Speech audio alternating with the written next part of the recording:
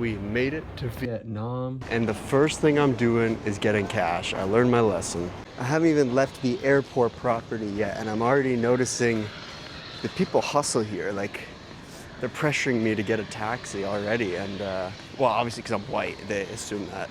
I don't really know where I'm going, but I'm going to a bank that's about a 20-minute walk away, and then I'm gonna get on a Grab and go to the hostel for the night. Well, I've only been outside for about 15 minutes. I'm sweating a ton. It's 28 degrees. I've seen a lot of beautiful women. And way more motorbikes than I could have ever imagined. More than half the traffic is motorbikes. I have no way to prove it, but I'm almost certain I ended up at an orgy hostel. I'm on my way to go do some laundry though, because it really, really needs to get done. I'm a little intimidated to try and make friends at this hostel because it seems, sorry, I'm really zoomed in. I'm a little intimidated to make friends at this hostel because it's like such a huge party environment, and it seems like a lot of people have come here in groups. But I'll just get really drunk tomorrow night and see what happens. Okay, clothes are in the washer.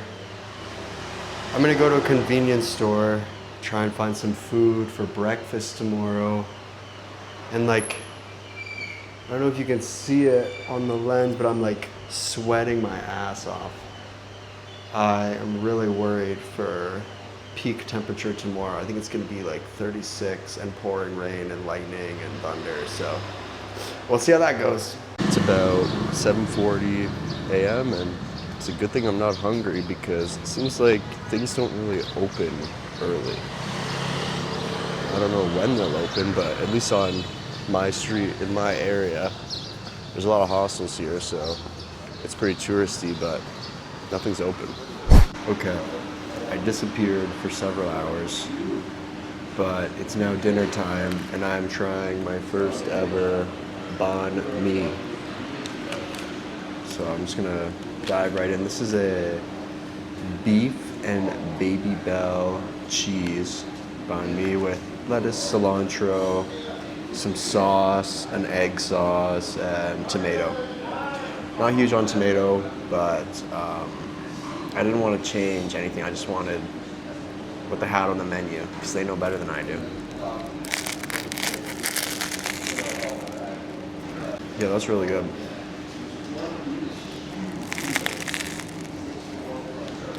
Even with the tomato, I like it.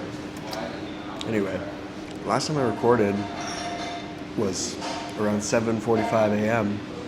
And that was right before I met Hui. And we have a little story about Hui. So Hui picks me up, and the plan is to go to the Marble Mountains, a very popular spot here in Da Nang. And I think Hui schmoozed me a little bit. He took me to his family's marble shop, which is like a 150-meter walk away from the actual Marble Mountains. So he took me there, dropped me off, and who I think was his mother, she directed me to the actual Marble Mountains and told me about her family's shop and said, oh, you must come back after and come buy something from our shop. So I go and explore Marble Mountains, and I'll show you that. It's on a grab bike and met this nice Vietnamese lady who owns a little marble business. And I'm at the base of the Marble Mountains now. I will show you the staircase. Goes all the way up the side of the mountain. There is an elevator you can take, but I said I would do the stairs. Don't know why I picked that when it's 33 degrees and supposed to pour rain soon. But adventure is adventure. Adventure is adventure. The families around here, like the lady I met, their families, sorry, I'm out of breath. Their families quarry this marble and then make statues and little figurines and stuff like that. Yeah, I regret my decision. I like to choose to walk to get some like extra steps in and, you know, make my body move, but it's just way too hot in Vietnam.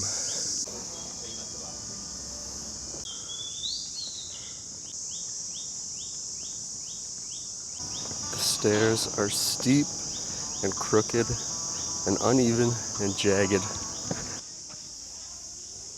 Obviously, these floors are certainly man-made in the shrines, but the actual caves themselves, I'm not sure if they're naturally forming or from all the quarrying that they've done here.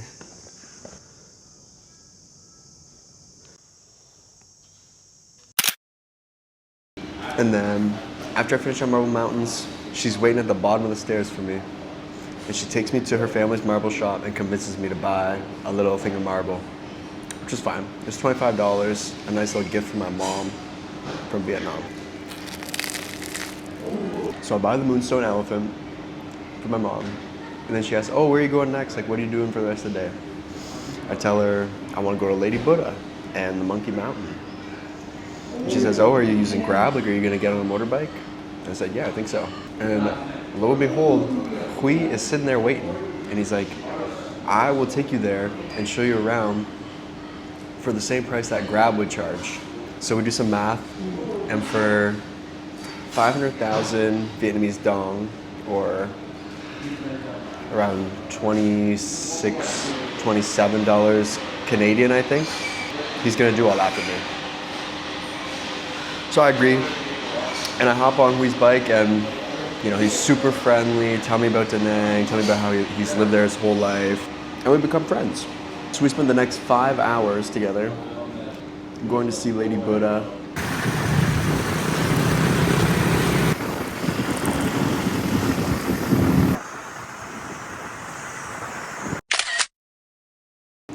And then searching for some monkeys, and he drove me around one of the mountains there where like the monkeys usually hang out. We went to a viewpoint where you could see the whole city, and he took pictures of me, and super friendly, really good guide.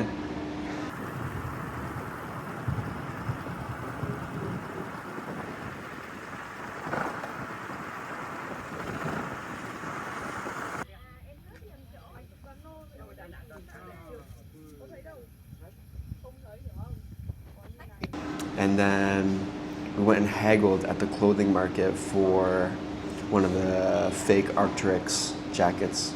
I definitely overpaid, and I'm not even gonna tell you how much I paid for it. But hopefully I can get a cheaper one in Hanoi, and I can get one that's like really cheap so that the two of them average out to being decent price, if that makes sense.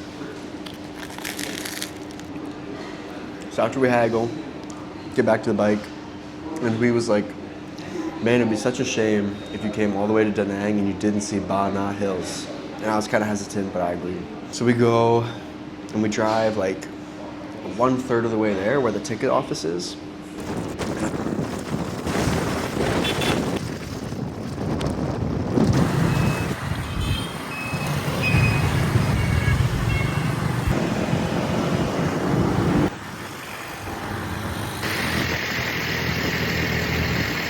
I saw the ticket office, and it's 1 million dong per ticket, which is around 54 Canadian, 55 Canadian. And I was telling the guy in the shop, like, this is far too expensive. Like, this is more than I would pay for some attractions in my home country.